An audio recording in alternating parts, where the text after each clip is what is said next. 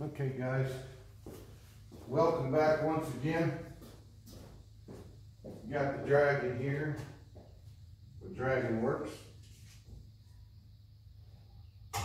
I'm going to turn off that furnace because it's been kicking on this morning. It's a little chilly in the air. So today I'm going to be working on this hardcore tube chopper. It's got a Santee Rigid Frame 110 Rev Tech motor, and it's been sitting for quite a while, and the customer had a lot of trouble with the bike. He wasn't very mechanical, and he was having trouble with it starting,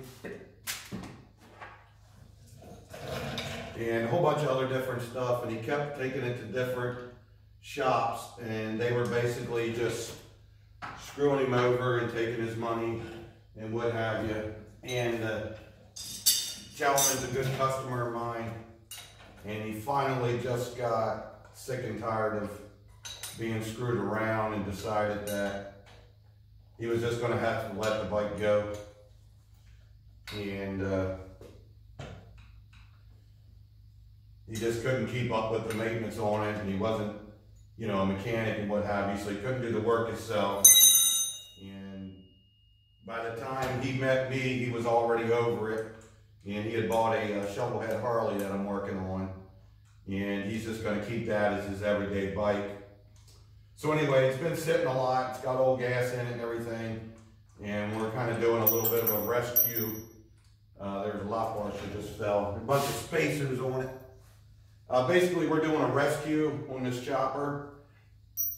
This bike was built, sorry about my glasses, working in these dingy shops for a long time. My eyesight's kind of gotten bad.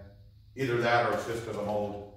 But anyway, you'll notice I jump around a lot when I talk. I can't stick to one thought. But yeah, we're doing a rescue. This bike was built in honor of a fallen rider by some builders in Pennsylvania. It's a hardcore tube chopper, like I said. It's got a Santee single down tube frame. And it's really a great bike, but like I say, it hasn't been properly maintained or repaired for years. And it's been sitting, so right now, what I'm doing is I'm going to be removing the carburetor to clean it and get all this old gas out and everything. And I have the compression release to install, so I'm going to have to remove these push rod tubes. Right now I'm taking off the choke. Before I started the camera, I already removed the two throttle cables. And instead of taking every little teeny piece apart here, I'm just taking it off as a unit. It's just got a boot with a clamp on it, just like a hose clamp. So you loosen that, it pulls right out. This is a breather tube, like I talked about in some of the other videos. If you haven't saw those videos, then back up and check that out. But that's a breather tube, but it also holds the carburetor and the air cleaner on. So it's pretty simple to take all this off at one shot. There's your choke. There's that worm clamp I was talking about. This is something that goes on all day. You drop things, as long as you remember where they're at and pick them up. So anyway, yeah. So I just pulled that off as one unit. I got my carburetor, my bracket, my air cleaner, everything's off at one time. What I want to do with this here is I'm going to take the bowl off and just clean it, look at it, what have you.